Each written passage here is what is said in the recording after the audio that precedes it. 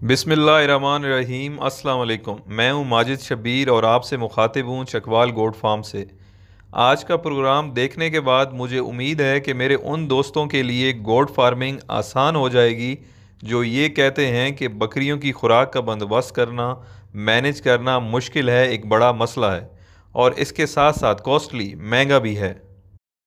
और वो दोस्त जो ये कहते हैं कि हम शहर में रहते हैं और शहर से बाहर दूर दराज के इलाके में शिफ्ट नहीं हो सकते गोट फार्मिंग के लिए, या वो लोग जो गांव में रहते हैं मगर चराई के लिए बकरियों को बाहर नहीं ले जाना चाहते और फार्म पर ही खुराक मुहैया करके पालना चाहते हैं, तो मेरा उनको मशवरा है कि आपको शहर से बाहर या दूर दराज फार्म बनाने की ज़रूरत नहीं है। आप शहर से बाहर जगह लें, अगर आपकी अपनी ज़मीन नहीं है तो आप ठेके पर ज़मीन लें, लूसन उगाएं, उसकी है बना के अपने फार्म पर शिफ्ट करें, स्टोर करें और पूरा साल उसे इस्तेमाल करें। खुराक को अपने फार्म पर लेकर आएं, ना कि फार्म को खेत में शिफ्ट करें। और मैं आपको कोई ऐसी चीज़ नहीं बता रहा जो दुनिया में पहली दफ़ा होने जा रही है। ये अमल दूसरे ममालिक में बड़ी कामयाबी से किया जा रहा है, बकरियों, ऊँटों, घोड़ों वगैरह की खुराक के लिए। इवन पाकिस्तान से बड़े पैमाने पर लूसन की है बाहर ममालिक में भेजी जा रही है।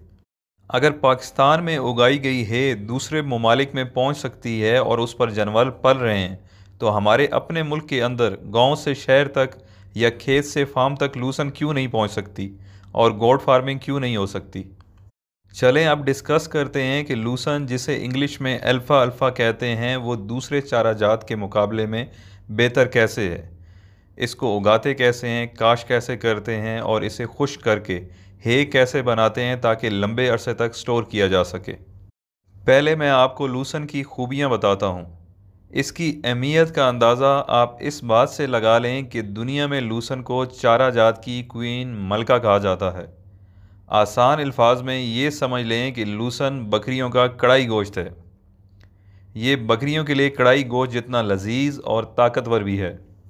अगर आप अपने जानवरों को लूसन खिला रहे हैं तो आपको वंडा डालने की या दूसरे चारा डालने की ज़रूरत नहीं है। अगर लूसन का कंपैरिजन दूसरे चारा जात से किया जाए तो लूसन जानवरों की सबसे बेहतरीन खुराक है, क्योंकि ये एक सस्ता, ग़िज़ाइयत से भरपूर और पूरा साल मौजूद रहने वाला चारा है। सस्ता मैं इसलिए कह रहा हूँ क्योंकि इसे एक दफ़ा उगाने के बाद 3 से 4 साल तक मुसलसल पैदावार ली जा सकती है। लूसन दूध देने वाले जानवरों के लिए और गोश्त की पैदावार बढ़ाने के लिए भी बहुत मुफीद है। यकीन करें, अगर आप लूसन लगा लें तो आपके इस एक काम से बकरियों की खुराक के सारे मसाइल हल हो जाएंगे, क्योंकि ये प्रोटीन का बहुत अच्छा सोर्स है आपके जानवरों के लिए। इसमें 22% 22% प्रोटीन पाई जाती है। इसके अलावा इसमें विटामिन, कैल्शियम और फास्फोरस भी बड़ी मकदार में पाया जाता है। और इसकी एक और क्वालिटी ये भी है कि ये आपकी ज़मीन की ज़रखेज़ी को बरकरार रखता है। लूसन को जानवर बहुत खुश होकर खाते हैं। इसे आप सब्ज़ चारे के तौर पर भी इस्तेमाल कर सकते हैं और इसे सुखाकर है भी बनाई जा सकती है, जिसे लंबे अरसे तक महफूज किया जा सकता है। खुश्क हालत में इसकी ज़ाहिरी कंडीशन मूंगफली, चने या ग्वारा वगैरह के भूसे जैसी होती है।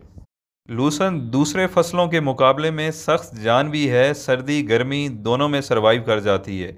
अलबत्ता सख्त सर्दी के 1-2 महीने इसकी ग्रोथ रुक जाती है, मगर ये मरती नहीं है। सर्दी के ख़त्म होते ही दोबारा इसकी बढ़ोतरी का अमल शुरू हो जाता है।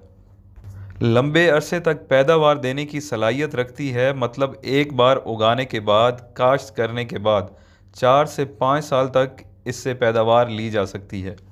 अच्छा, इसकी एक और क्वालिटी जो अक्सर लोगों को मालूम नहीं है कि हर साल इसकी पैदावार पिछले साल के मुकाबले में ज़्यादा होती जाती है, क्योंकि ज़्यादा टाइम गुजरने के साथ साथ इसकी जड़ें लंबी हो जाती हैं, तकरीबन 1 मीटर तक ज़मीन में चली जाती हैं, जिसकी वजह से 4 से 5 साल पौधे में मौसमी असरात बर्दाश्त करने की ताकत आ जाती है और उसकी पैदावारी सलाहियत भी बढ़ जाती है। अच्छा, अब आ जाते हैं कि इसे कैसे काश्त करें, ज़्यादा पैदावार लें और कैसे खुश्क करके है बनाएं। सबसे पहले ये कि किस किस्म की ज़मीन होनी चाहिए, तो इसके लिए आप वो ज़मीन सेलेक्ट करें जिसमें पानी की निकासी का निज़ाम बेहतर हो। रेतली ज़मीन मतलब ऐसी ज़मीन का इंतखाब करें जिसमें पानी खड़ा ना होता हो, ज़मीन में पानी को पीने जज़्ब करने की सलाहियत ज़्यादा हो। ऐसी ज़मीन जिसमें पानी खड़ा होता हो वो लूसन की पैदावार के लिए मुनासिब नहीं है और उसमें फसल ज़्यादा लंबे अरसे तक नहीं चल सकती। दूसरे नंबर पर आता है कि बीज कितना इस्तेमाल करना चाहिए। नॉर्मली अराउंड 6 to 7 kg पर एकड़ रेकमेंड किया जाता है, मगर मेरे मुताबिक आप 2 से 3 kg एक्स्ट्रा बीज इस्तेमाल करें, मतलब 7 की बजाय 10 किलो पर एकड़ इस्तेमाल करें, ताकि जर्मिनेशन मतलब उगने में कोई मसाइल ना हो और आपकी फसल शानदार हो, खेत भरा हुआ हो।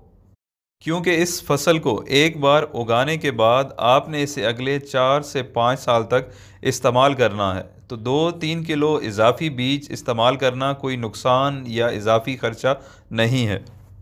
तीसरे नंबर पर है कि फसल तैयार कब होता है, इसको काटने का टाइम क्या है। नॉर्मली लूसन से हर साल 6 बार कटाई ले सकते हैं और इसको काटने का बेहतरीन वक्त वो होता है जब इस पर फूल आना शुरू हो जाएं। याद रखें कि अगर आपने इसे काटने में देर कर दी और फूलों में बीज बनने का अमल शुरू हो गया तो पौधे मरना शुरू हो जाएंगे और इस तरह आपकी फसल ख़त्म हो जाएगी। आप इसे 4 से 5 साल तक नहीं चला पाएंगे। अच्छा, यहाँ पर सवाल ये है कि सारा फसल सेम टाइम पर फूल के अमल पर पहुँच जाएगा और उसे एक दफ़ा में सारा काटना भी पड़ेगा, तो हम उसका क्या करेंगे? क्योंकि जानवरों को 1 एकड़ या उससे ज़्यादा जितनी फसल आपने उगाई है वो सब एक दिन में नहीं खिला सकते हैं। तो इसका बेहतरीन हल ये है कि उसे खुश्क करके आप लंबे अरसे तक इस्तेमाल कर सकते हैं। इस खुश्क फसल को हे कहते हैं। अब डिस्कस करते हैं कि इसको खुश्क कैसे करें, इसकी हे कैसे बनाएं।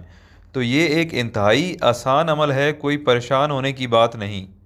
आप जब इसे काटेंगे उस वक्त ही इसे साथ साथ उसी खेत में ज़मीन पर बिछाते जाएं।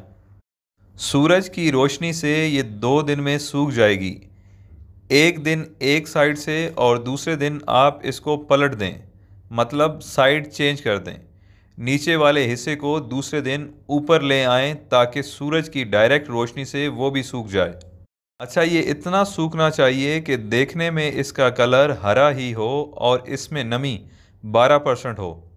नमी को चेक करने का आसान तरीकाकार ये है कि आप एक तिनके को उठाकर उसे हाथ से घुमाएं, मसलें।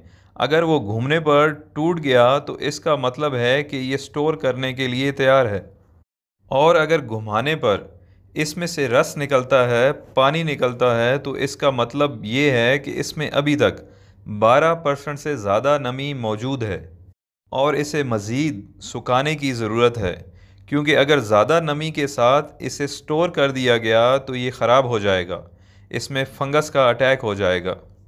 सूखने के बाद इसकी कंडीशन ज़ायरी हालत बिल्कुल तूड़ी मतलब भूसे जैसी हो जाएगी, जैसा मूंगफली, ग्वारा या चने वगैरह का भूसा होता है। इसे आप महफूज करके लंबे अरसे तक चला सकते हैं। एक बकरी को एक दिन में 2 किलो है मतलब खुश्क लूसन काफ़ी होती है। इसके साथ इजाफी वंडा वगैरह देने की ज़रूरत नहीं पड़ती। आप बकरियों की खुरलियों में या जो भी फीडिंग की जगह है वहाँ पर हे डाल सकते हैं। कोशिश करें कि हर वक्त 24/7 मुनासिब मिकदार में हे खुरलियों में मौजूद रहे और जानवर अपनी ज़रूरत के मुताबिक जब चाहे खा सके। नॉर्मली 2 किलो तक एक बकरी खाती है एक दिन में, और हर वक्त खुरलियों में खुराक मौजूद रहने से कोई नुकसान नहीं है। इसके साथ आपने ये भी इंश्योर करना है कि हर वक्त बकरियों को साफ़ और ताज़े पानी का एक्सेस हो, वो जब चाहें पानी पी सकें अपनी मर्ज़ी से। अच्छा, अब रह गया ज़मीन को फसल को खाद मुहैया करना। नॉर्मली इस फसल को यूरिया और नाइट्रोफास की खाद दी जाती है, मगर मैं बाज़ारी पेट्रोलियम खादें बिल्कुल इस्तेमाल नहीं करता। इनसे ज़मीन की लाइफ भी कम हो जाती है, मतलब ज़रखेज़ी कम हो जाती है, और जानवरों और इंसानों की सेहत पर बुरा असर भी पड़ता है, और ये इंतहाई महंगी भी हैं। गोबर की खाद टोटली फ्री भी है, ज़मीन की ज़रखेज़ी को भी बढ़ाती है जिससे पैदावार भी बढ़ती है, और इसके साथ साथ ये इंसानों और जानवरों की सेहत के लिए भी नुकसानदेह नहीं है। पेट्रोलियम खादों का असर चारा जात से जानवरों में मुंतकिल हो जाता है और जानवरों का दूध पीने और गोश्त खाने से इंसानों में, और ये तरह तरह की बीमारियों का बायस बनता है।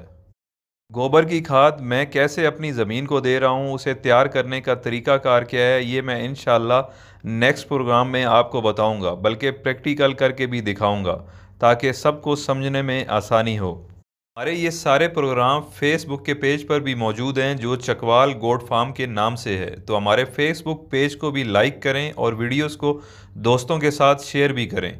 और अगर अब तक आपने हमारे यूट्यूब चैनल को सब्सक्राइब नहीं किया है तो इसे भी सब्सक्राइब कर लें। उम्मीद है आज का प्रोग्राम आपके लिए हेल्पफुल साबित होगा। मेरी तरफ से आप सबको रमज़ान की मुबारकबाद, और सब दुआ कीजिएगा कि अल्लाह ताला इस बाबरकत महीने के सदक़े हमारे गुनाहों को माफ़ फरमाएँ और कोरोना जैसी वबा को ख़त्म फरमाएँ। अपना बहुत ख्याल रखिएगा। शुक्रिया। अल्लाह हाफ़िज़।